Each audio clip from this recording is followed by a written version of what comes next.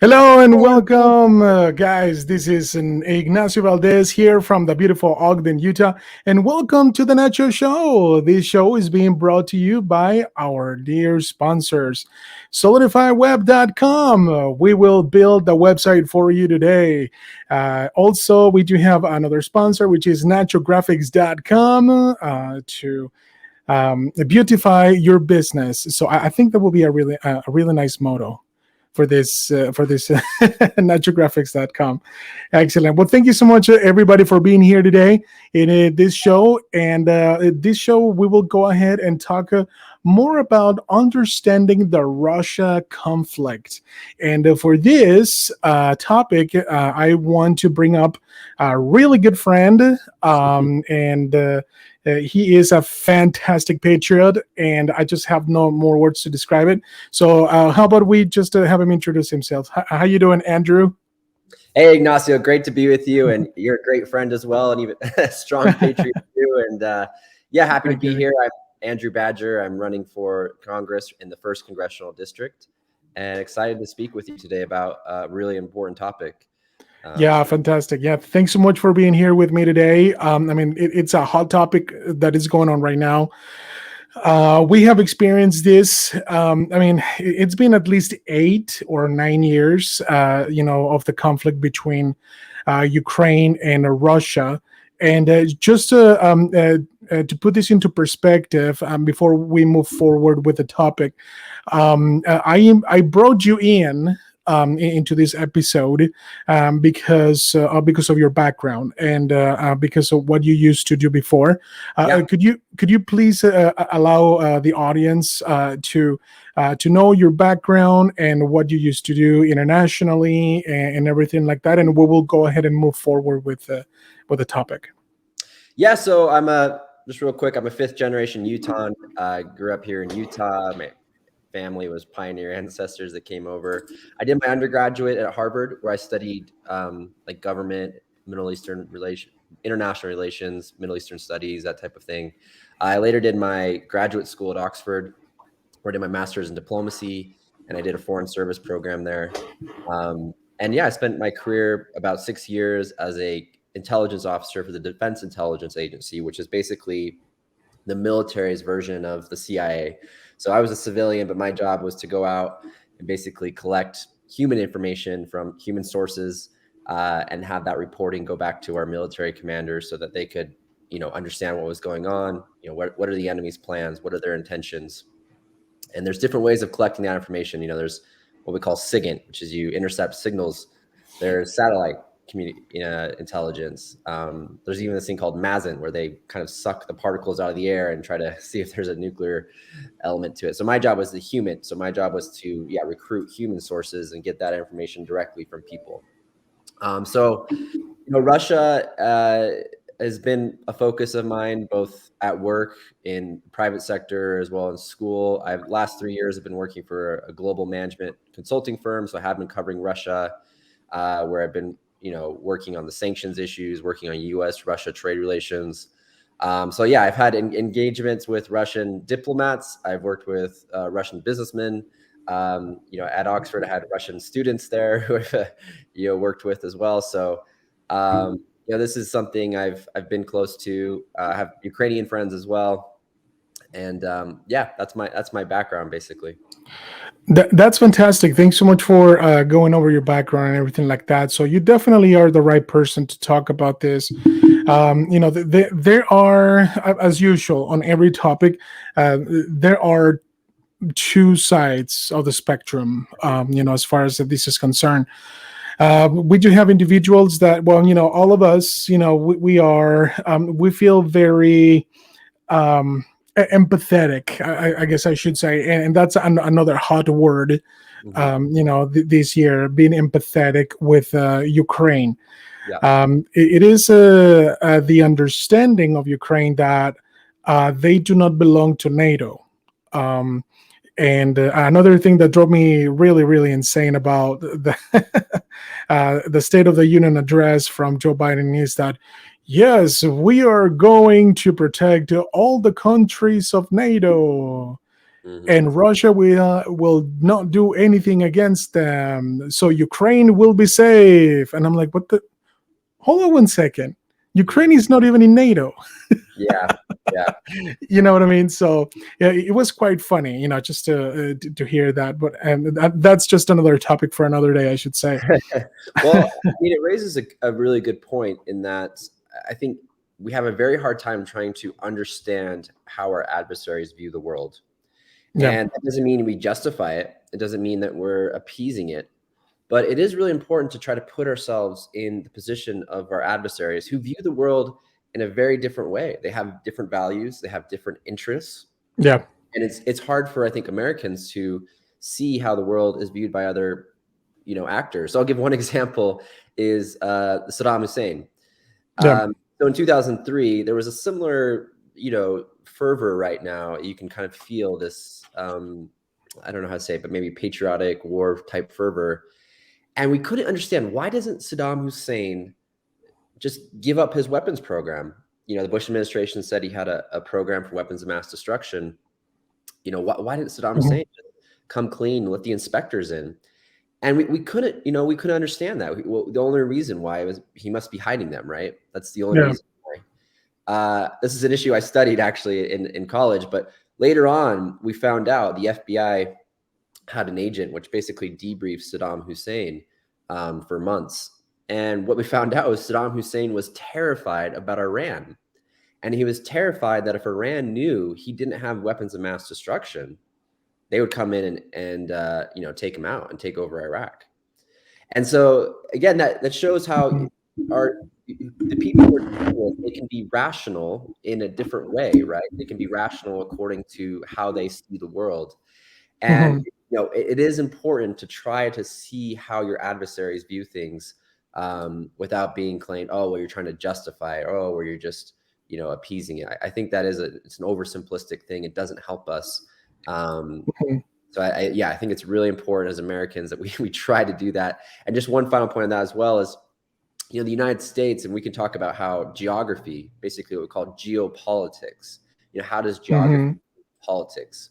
So one interesting thing about the United States is we're flanked by two massive oceans, right? And we've basically secured the North American continent. We're what we call a hegemon. There's no other potential challenger in our regional area. And this goes back Mhm. for, we've established what we call the Monroe Doctrine, where basically we said we're not going to allow any European powers to come into North America, the Americas. So it's really hard for us to grasp, I think, how other countries feel, at least in terms of insecurity. And I think Mhm. just another example is Israel.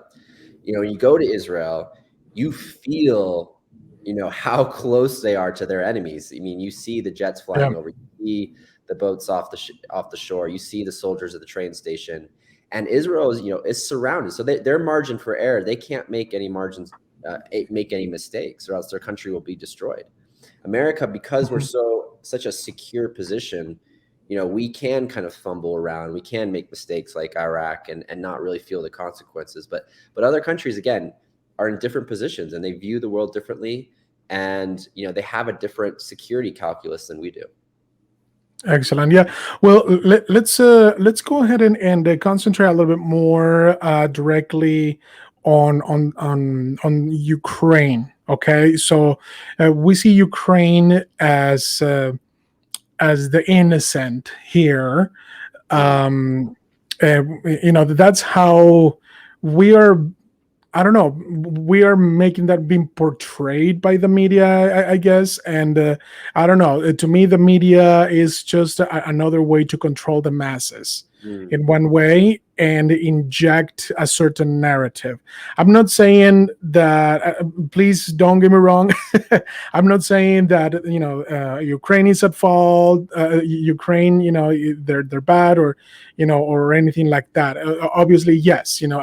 I would agree on the fact that Russia is invading Ukraine. Lots of lives are being lost, and also Russian lives are also being lost, and there are so many things that are being affected by the war. But what about you guys? Go ahead and leave your comments below here in this video.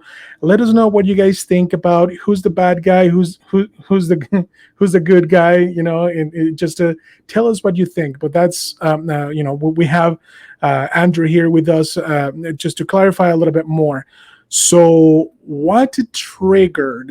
Mm, what triggered Russia to mhm. invade Ukraine? Yeah.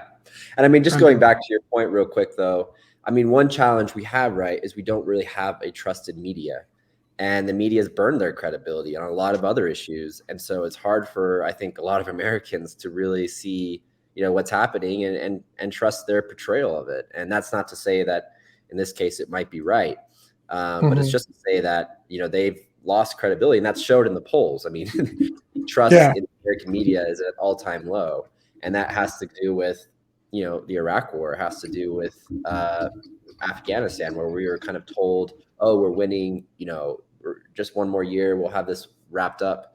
And it was, really burned with the Trump administration, with Russiagate, when the media basically said that Trump was in this secret collusion as an agent of President Vladimir Putin. And it sounds so bizarre now, but this is all we heard on the news for 4 years. So I Uh-huh. think that is one of the issues.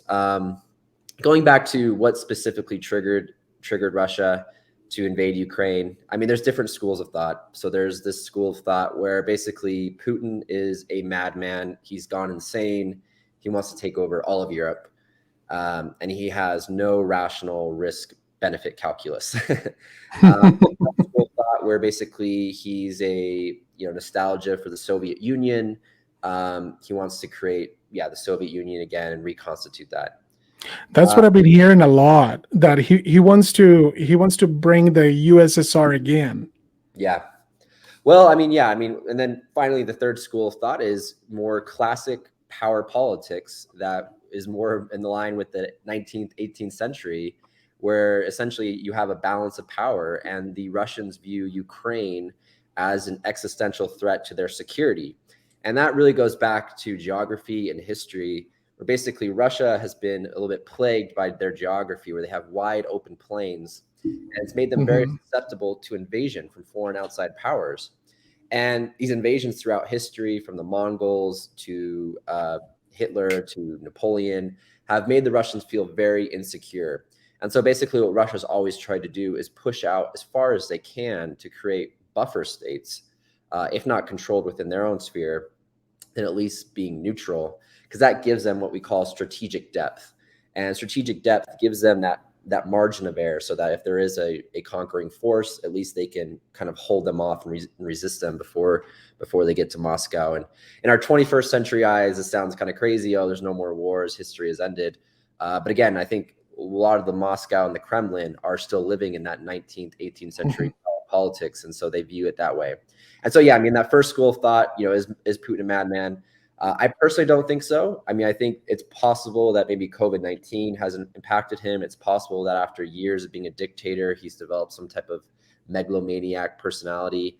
The second point, but again, on that first point, I mean, he's made some calculated decisions in terms of going into Chechnya, in terms of invading Yeah. Georgia in 2008, as well as invading Syria. And people called him a madman for invading Syria in 2015. They thought that they would get bogged down. I thought that as well. But the Russians have largely proved victorious in Syria, at least in terms of accomplishing their goals. On that Yeah. second point around the Soviet Union, I discard this one because I don't. Putin's not a Marxist. He doesn't believe in Marxism, and the Soviet Union was founded out of Marxism. It was founded by the Yeah. Bolsheviks, who were a radical, hardline Marxist party. That's a And I great point. finished a biography on Stalin, and Stalin was a hardcore Marxist as well. I mean, Stalin was a thug. He was a brutal dictator, but he was also a true believer in the Marxist principles and ideology, and that drove their world vision. And the Marxist superpower, they wanted to create a world domination of communist powers, and so that influenced Soviet foreign policy. So look, Putin is a wealthy oligarch. He's a KGB agent. He's a self kind of views himself as kind of a czar from the Russian antiquity. And so he's not a communist. And so I think the idea, I mean, he might want to establish a similar profile as the Soviet Union, but he's not trying to recreate the Soviet Union with a, Marxist flags and, Lenin and all this stuff. So I'm a little bit skeptical of that point. Okay. The third point around just kind of classic geopolitics is, yeah, I mean, the Russians view Ukraine as a threat to their security if it falls into to the Western or EU or NATO sphere. They've made this pretty clear over the last decade or two that they view NATO expansion towards Russia as a threat to their own security. And again, there's a side, you can't justify what they're doing. And it's not to justify their invasion of Ukraine. I mean, it was wrong. It was against the laws of wars, against the laws of international peace. But again, this is how they view the world, is that they view the NATO expansion as a threat to their security. And I've looked at the kind of diplomatic run-up to the war. And this was the main issue that they were pushing, is that we need a guarantee that NATO is not going to expand into Ukraine. And I think their bare minimum offer is that basically Ukraine remains a neutral buffer state. So at least from my view, I think as well as from Professor Mearsheimer, who's a University of Chicago professor, who's probably our top geopolitics professor. He knows Russia really well. I mean, his view is that Russia's going to they either want Ukraine as part of their sphere of influence that they can control, or they're going to wipe it off the map. They're going to destroy it. And the bare minimum I think they'll accept is having Ukraine be a neutral buffer state. But again, security interests outweigh any economic costs. And I think Putin and his kind of Kremlin group have made up their minds that they're going to bear the cost of these sanctions because they view the security interests more than that. I mean, that could change. If Russia's economy does completely collapse, then that could certainly change. But one other issue too is that Russia's actually fortified their economy. They anticipated a lot of these sanctions. I think they under-anticipated maybe the Western reaction, but they've built up their foreign reserves. They've built up a kind of a rainy day fund, and they've been actually trying to get away from using the dollar in a lot of their business. So actually India just kind of came out and said, look, we're going to do business with Russia regardless of these sanctions. We're going to use the rupee, that type of thing. So, hopefully the sanctions will have some impact, but that kind of gives, I think, the three different schools of why Russia made this move. And I'm a little bit more skeptical of the first two. Right. Oh yeah. That definitely, that makes perfect sense because, let's remember when we had Donald Trump in office, he had a really, a fantastic admiration for Putin, and I am still on the same boat. I am on the same boat, and please don't get me wrong about this. I admire Putin for how fierce he is, the amazing leader that he is. Obviously, I don't admire it just because he's invading other countries, and that's just my position and perspective about him. But I don't know. There should be another, type of approach. Now, another thing that has been going on, that is being said in regards of this conflict, Andrew, is the fact that Ukraine, they had a very bad relationship. Sorry, a very bad leadership, and they were killing their own citizens. That's what I've heard. There's actually a comment from Facebook from a friend of mine from Russia, and he says the following: you need to look back to what Ukraine did for 8 years prior to that, killing children, killing people, provoking Russia for 8 years. This is not an invasion. This is denazification. I don't know if that's the right word to say. Invasion happens when forces stay. They won't stay. They will kick the Nazi clown out and make different government. Read Russian articles about this. Russia does not need another country that is on welfare. It will also signal others not to mess with Russia. You know how many wars Russia had, and there were dozens of them. Now, that's pretty. I don't know. That totally kills the narrative that we're seeing. But I'm still with Ukraine. You know what I mean? Mm. That's how I see it. I mean, Ukraine, yeah, is definitely the innocent child here, and being attacked. It's being the victim. But on the other side, there's people that think that that Ukraine is the bad guy. Mm. Well, I Um, mean, look, you have to understand Russian media is completely controlled by the state. And uh-huh. they basically make up stories. If you ever watch the channel Russia Today, RT, I mean, they throw out some pretty crazy stuff. Yeah. Look, actually in Geneva, part of my graduate program, we went to the Russian embassy. We met with Russian diplomats. They kind of gave us their worldview. And I mean, Mhm. they're pretty crazy. I mean, they have some really far out ideas. They live in almost a Wow. different world, and they say things that you just can't even believe that they're saying, and they actually believe Yeah. them. I mean, they're very conspiratorial, you know, all these different types of things. So, I mean, it's hard to actually know, what the truth is. Again, I don't really have much confidence in our own media. I'm not really comparing it to the Russian media, but I don't Yeah. trust MSNBC when they say Russia, Trump's a Putin agent. So, it's a challenge to really understand what the facts are on the ground. I mean, this conflict in the eastern region of Ukraine has been going on quite actively for the last 8 years or so. Uh-huh. Uh, I think Ukraine was making progress towards being more of a democracy. I can say from having done, covered the business area of it. I mean, Ukraine is still riddled with corruption. They're backed by basically powerful oligarchs, which, while they're not Russian oligarchs, they're Ukrainian oligarchs, and they still control the economy Mhm. and control, they influence politics, that type of thing. So, I mean, Ukraine, by wasn't a perfect model of a Western liberal Mhm. democracy by any means, but obviously it was still trying to make progress towards that. And more and more people in Ukraine want to be part of the Western world. They want to align with Mhm. the European Union. They want that more liberal democracy, and that type of thing. So, I mean, going back to my first point I made, one issue is Mhm. hard to understand what the facts are on the ground. Obviously, Yeah. the Russians are going to be throwing out all sorts of lies. But look, I mean, Ukraine is kind of engaging a little bit in information war as well. I mean, some of these stories we've had come out, Mhm. on social media have kind of ended up being wrong. I mean, it reminds me a little bit of we kind of did this as well. And I mean, the Iraq War with, remember Jessica Lynch, the story that came out then was, oh, she got captured in this firefight, and she, fought the last man. And, we later learned that her weapon jammed and she surrendered immediately. Our own Mm. military tried to do this, unfortunately, with Pat Tillman, who was a hero and an amazing person.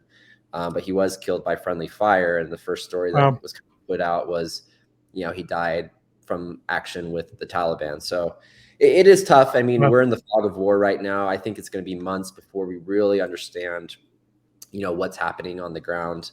Um, but yeah, I mean, it's difficult. It's just difficult to know, what's going on the ground there. So Yeah, I think it will be a whole lot easier just to kind of like stay low and wait for the hype to mm, calm down. yeah, yeah, And that's what I have experienced with other things, like the China virus. Like right now, the masks mandates are like lowering down and things like that, and mhm, like the Afghanistan conflict. I'm 100% sure a lot of people do not remember that anymore. mhm. So there are many things. So it's just all about the hype and get people agitated and everything like that. Now, Yeah. sorry, you were going to say something. I Oh, I apologize. mean, I just agree with your point there. Is my biggest takeaway as well, is we need to remain rational. We need to remain calculated. We need to remain cool and level-headed. And I think, again, this is one of the lessons we learned from Mhm. the Iraq War, is where we got, we were coming after 9/11. We're very, Mhm. emotional, and we made, wrong decisions. We didn't look at the evidence. We didn't question, what the Bush administration was telling us, and we didn't think through. I think the lesson from Mhm. the Iraq War was, okay, what's your goal, your strategy, and what's your exit plan? That was the big Mhm. lesson from Iraq. And so again, let's apply that let's apply that lesson to the future. What's our interests? What are our goals? What's our strategy? And if we do get engaged in something, what's our exit plan? Because in the Iraq War, again, we were very fired up. Most Americans supported the initial invasion. I remember I was in high school. I was, supportive as well. But then, 3 years later, you're fighting insurgency and your 18-year-old son or daughter is going to potentially die in Iraq. And you're kind of like, wait, what was this all about again? So it's really important that we remain rational, we remain cool-headed, and we really try to think through, what the second and third order consequences are. And we try to think through what our exit plan is, if we do get more engaged. Right. So speaking about the hype, World War III, we have been speculating about that for quite a while. And when we were with Obama, and according to other sources, non-U.S. sources, when we were with Obama, there was going to be a World War III, but it never happened. Then Trump came into office, and it was definitely peaceful. And you can definitely, I mean, you're more of an expert than I am here. So Donald Trump. What I loved about Donald Trump is that he even went into North Korea, and he set foot into North Korea from South, on the DMZ, and he was invited in, and he had a great conversation with Kim Jong-un, and everything like that. So we were really good with Trump, under Trump. But now, what's his name? This old guy that we have in office that should be in a nursing home. Biden. So he's just putting sanctions and sanctions and sanctions, and obviously Russia does not. I mean, those are just kind of like little slaps in the wrist for Russia. That does not affect them whatsoever. So World War III, what are your? Are we? I mean, I really don't think there will be a World War III. I'm just telling you. I'm not an expert. You're more than an expert than I am. I don't think there will be one. Yeah. And go ahead. Let me know what you think. Look, I honestly think actually we're in a very, very dangerous moment right now. I think there's a lot of parallels with the Cuban Missile Crisis. And what's so dangerous right now is, at least of yesterday, we don't have any active military communication channels, and we're not have any diplomatic communication channels with Russia on this issue. And so the challenge is these type of things can escalate very quickly. You can end up in war even if you don't mean to, because there's kind of this tit for tat. There's miscalculation. You misjudge your adversary. And that was one of the lessons of World War I, is that basically we had what we call these entangling alliances where, Germany had to come to the aid of Austria and Russia had to come to the aid of Serbia. There was this miscalculation of, well, Russia's mobilizing their army, so Germany said, oh, we must mobilize ours. And then there's these things called closing windows of opportunity, where you see an opportunity. If you think that this is your only chance, you go for it. And that's what happened in World War I, where, Germany, okay, this is our chance. Let's, maybe it's not the best decision, but let's do it. Let's go for it. And so that's the real danger right now, is we don't have any type of communication with the Russians. We can't, misjudgments or accidents, that type of thing. We can't resolve those quickly. And so that's what I worry about. And again, I've engaged with a lot of Russians, diplomats, businessmen. They're conspiratorial. They don't see the world we do, and they believe a lot of kind of crazy stuff that we would view as crazy. So yeah, that's very dangerous. I think the Russians can very well, they have a policy of kind of over-escalate to de-escalate. So it's basically kind of like where you bet $1,000 and then you kind of come back down to $100. So they try to overplay their hand to try to gain those concessions. That's kind of their diplomatic strategy. The challenge is that can really backfire if things go wrong. Again, going back to the Cuban Missile Crisis, I think one of the key points from that, and this is, again, something I studied quite a bit in school, is that JFK recognized, look, you can have adversaries, but you can still negotiate with them. You can still, talk with them. Never fear to negotiate, but never negotiate out of fear. So, we should be negotiating, but we should be negotiating from a position of strength. And when the Cuban Missile Crisis, what they did is they had back channel communications with the Russians directly. And by communicating in private, you're able to kind of build a relationship. You're able to say things, that, the political factions might not agree with. You're able to kind of make agreements and actually resolve the crisis. So in the Cuban Missile Crisis, we basically got the Russians to pull out their nuclear weapons from Cuba. And we made an agreement to pull out our missiles from Turkey. And we actually kept that part of it secret to save face for JFK, because if JFK would have been seen as making a concession, the right would have, labeled him an appeaser and he was a Russian puppet, that type of thing. So, I think there's a lot of lessons to be learned from history, especially the Cuban Missile Crisis. One. Another thing they did was they established a communication line directly from the White House to the Kremlin, so that if something like this happened again, instead of reading the newspapers, this type of thing, the president could just call up, the president and like, hey, let's resolve this. And I'm really, really disappointed in how the Biden administration conducted diplomacy in the run up to this war. This strategy of trying to call out the Russian invasion date and say, hey, the Russian invasion is going to happen tomorrow. Oh, it's imminent. And then they said, well, it's not so imminent. And then, oh, yeah, it's going to happen tomorrow. We put the Russians in a very, we basically called them out, and we didn't give them any diplomatic off-ramp. We didn't give them any chance to save face. And the Russians are very proud people, and they're very nationalistic, and they, they are. They're not going to run away with their tail between their legs. And again, that was one of the reasons why the agreement in the Cuban Missile Crisis to remove missiles from Turkey, U.S. missiles, that was kept secret to allow JFK to save face.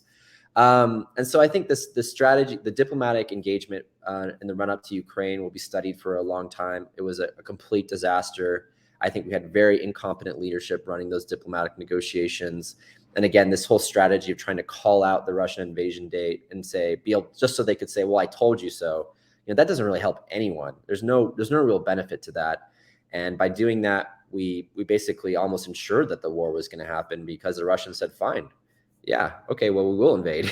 So I think there was a lot of mistakes made, and we're going to be learning more and more. And again, this is from an administration like you raised as well, who had Afghanistan, and we don't talk about that anymore. But that was probably one of the greatest foreign policy blunders of our time. I mean, we were defeated in Afghanistan after 20 years of war. We were defeated by Taliban farmers, and we left them billions of dollars worth of equipment. We abandoned Americans behind enemy lines. We fled with our tail between our legs. Yeah, that pissed me off. Completely insane, and it damaged American credibility. The Russians actually watched that. One Russian analyst said Afghanistan was like the fall of the Berlin Wall. They viewed it as a shift in global power, and that has undoubtedly influenced their decision to invade Ukraine. And like you mentioned as well, I mean, we gain peace through strength, our strength. And when America is strong, the rest of the world is more stable and secure. And there's a reason why, Putin moved into Crimea under Obama Biden. There's a reason why Putin moved into Ukraine under Biden. And there's a reason why Putin didn't do any of that under President Trump. And, that's, the left and even the neocon right, like they can, try to say all they want about Trump, but that's the reality. That's the fact. Is Trump's foreign policy was extremely successful over 4 years. He didn't get us in any wars. He didn't, no major wars happened. He defeated ISIS. He, closed our border and secured immigration. And he also, finally pushed back on China and, really, really flipped the script on that whole battle. So, yeah, the left can say whatever they want, but the reality is Trump's foreign policy was extremely more successful than anything Biden's done. Agree. And a lot of people really, when Trump was elected, they were like, how is that a businessman, can handle all this? And because a businessman knows how to negotiate. I mean, you need to negotiate with, foreign countries and everything like that. So anyway, so we are really close to wrap up this episode. So a question that I have is that are they invading because of all of their sources that Ukraine has? Because that's another topic that was super hot, back when the Afghanistan thing. So Afghanistan, we know they have plutonium and uranium, and also they had what's the other thing? It was something that we use on cell phones. Yeah, like Uh, lithium or yeah, rare earth lithium. minerals. Yeah. Exactly. So is it resources that Russia is finding? Because I mean, Russia has a very vast, uh, property. so, Yeah. so, Yeah. what do you think there? Um, I think it could be a possible consideration. I think at the end of the day, again, my view is it's most likely Russia is invading because of kind of classical geopolitical concerns that they view Ukraine falling into NATO as an existential threat to their security because it exposes their vulnerable underbelly geographically.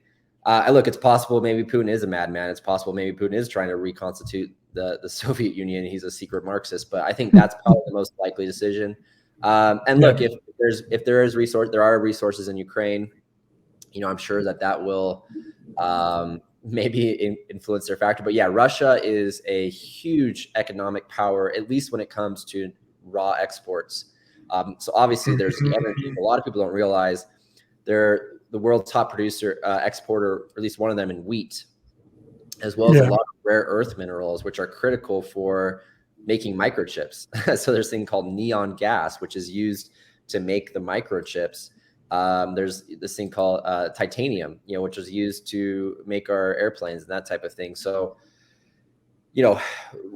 one of the drawbacks from the economic sanctions, I think, is eventually we will feel, at least the global economy will feel that when these raw materials and exports get cut off. Obviously, there's an argument that's worth trying to punish Russia for what's going on.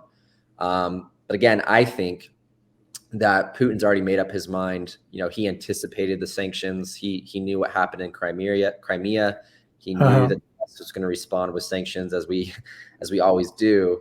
But I think he's just said, look, we're going to take that cost, and we're going to assert our security values or security interests. Again, from his perspective, then that's going to outweigh those economic costs. That could change if the economy really does implode, especially if it's sustained over a long period of time. And if we start to see kind of these oligarchs around Putin who control the levers of the Russian economy, if they start churning on him and kind of fleeing to the West for their own safety, then that will definitely be an indicator that these sanctions are working. But really importantly, and just last point on this is, sanctions, arming the Ukrainians, these type of things doesn't do anything unless we also engage in diplomatic negotiations. And the whole point of sanctions and military aid is to increase our leverage in these negotiations with Russia so that we can negotiate from a position of strength. And so the only way this conflict gets resolved is through diplomacy. Obviously, it's whether we concede or the Russians concede, or there's some type of compromise. But obviously, we want to be going into those negotiations as from a position of strength. But it's really important that we do engage in diplomacy, that we do talk to them. Look, the Biden administration is engaged in diplomacy with Iran, which is the #1 terrorist sponsor in the world. And they're basically buy Iran off right now, this whole Iran deal, to try to give them money for Iran to supposedly give up their nuclear weapons. It's pretty much just blackmail. So I don't really want to hear from the left or even the kind of neoconservative right about, oh, well, it's appeasement to engage in diplomacy. I mean, we're on the brink of possibly a major war with the world's #1 nuclear superpower. The stakes are incredibly high. I mean, it's hard for us humans to understand what a nuclear war would entail. That was like one of the points that Oppenheimer and Einstein pointed out is we've developed this technology beyond kind of our own primate brains to really understand the implications of it. So we're in a very dangerous point right now. And I really hope that at the bare minimum, the Biden administration opens up diplomatic and military communication channels, because we have to avoid any type of miscalculation.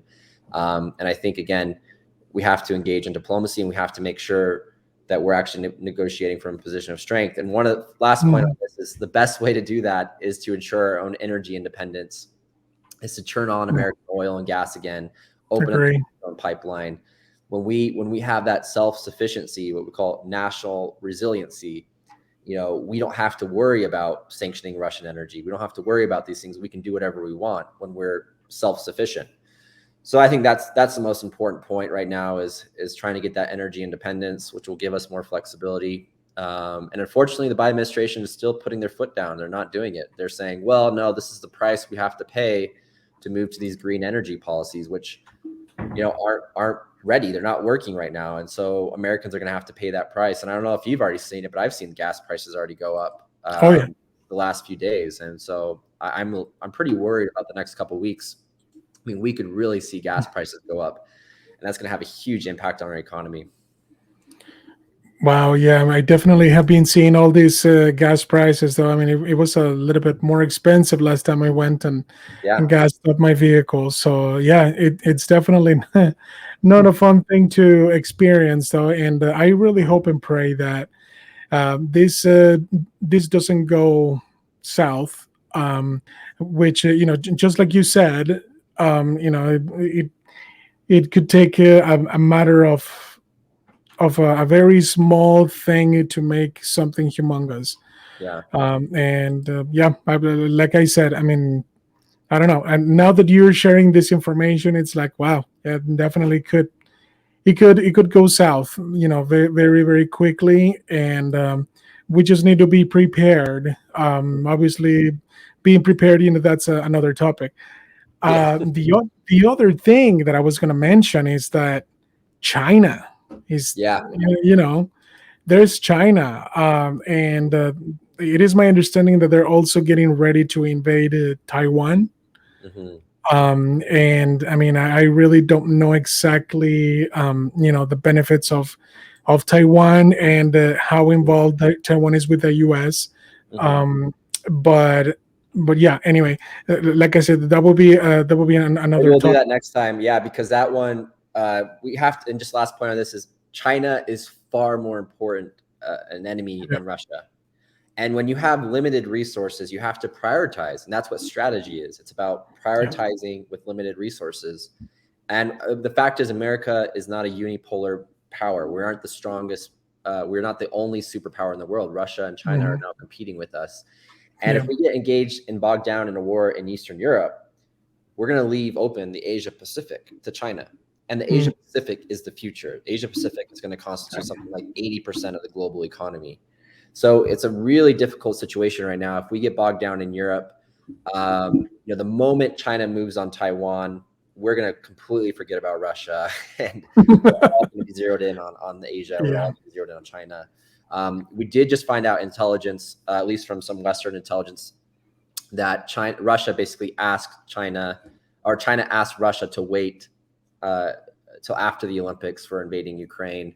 Wow. It's very possible there could have been some type of secret pact where basically Russia said, hey, we'll move into Ukraine, but we want some type of guarantee that you also move into Taiwan, because the moment they do that, we can't sanction, we can't cut out China from the global economy like we're doing right now to Russia. So we certainly can't do both without kind of creating a huge economic ripple effect. So it's possible. I mean, when Soviet Russia and Nazi Germany made a secret pact in 1939, the Ribbentrop Molotov. I remember that. I mean, it was a total game changer. I mean, people woke up and it was on the front page of newspapers, and people were shocked. I mean, it totally shifted the entire global political landscape. All of a sudden, Nazi Germany was essentially allies with the Soviet Union, and we woke up to a whole new world. So, I mean, look, we don't know exactly what's going on in those secret conversations with Putin and President Xi in China. And if they team up together, that's going to be a real tough fight. And when there's three players in a game, you want to be on the side of 2 versus 1, not 1 versus 2. Yeah, exactly. So we have to figure that out. And during the Cold War, we try to, pry China away to our side. That was what President Nixon did. He said, let's try to get China on our side. So it's 2 versus 1, 2 against the Soviet Union. And now we're seeing the reversal of that, where basically it's now China and Russia against the US. And we don't really have any other major superpowers that we can rely on. One potentially would have been India, but they're not reliable. They're already kind of cutting deals with Russia, China. So really, yeah, again, it's this 1 versus 2 scenario, which is oh my goodness, quite difficult from a macro level. Yeah, and I think there's hope in India. I think that's how I feel. Mm, I think there could be hope, and the reason why I say that is because their Commonwealth with the UK, and there's a lot of American influence there too. But mhm. anyway, Yeah, it's possible. I mean, they could yeah, turn around. Yeah. Mhm. yeah. Anyway, They so have been helpful. We do military exercises with them, that type of thing. So, yeah, hopefully we can get India on our side. excellent. Thank you. Well, thank you so much, Andrew. I definitely appreciate all of your feedback. It's been a fantastic episode today. And remember, folks, Thursdays at 10 a.m. Don't forget to tune in the Nacho Show here from Ogden, Utah. And we will see you next time. Thank you so much, Andrew. Thank you.